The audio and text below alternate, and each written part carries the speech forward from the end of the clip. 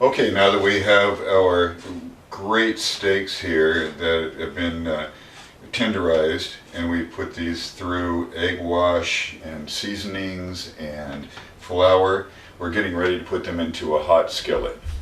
Okay, so now we have some olive oil here. This is really light olive oil. You can also use vegetable oil just perfectly fine.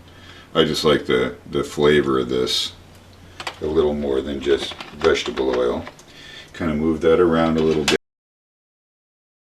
The pan is pretty hot already. You can see it start to, the rivulets going around here. And now here's where we want to put in our steaks. Now be careful. These are so tenderized they might fall apart a little bit. They're a little bit like hamburger. But you go ahead and just lay it in here and you hear that nice sizzle. And what we're trying to do here is get a nice brown effect on the outside, and then it will cook through, and we'll turn it down just a little bit.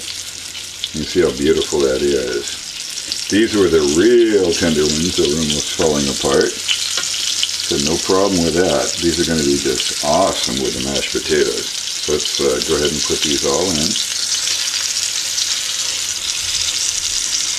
Kind of leave them alone a little bit, but you want to get the heat through all sides.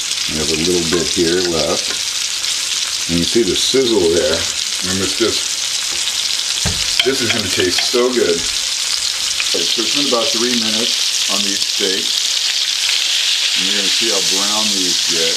Now you don't want to cook them all the way through, because we're going to add the onions and things like that at the end, so it doesn't have to be all the way.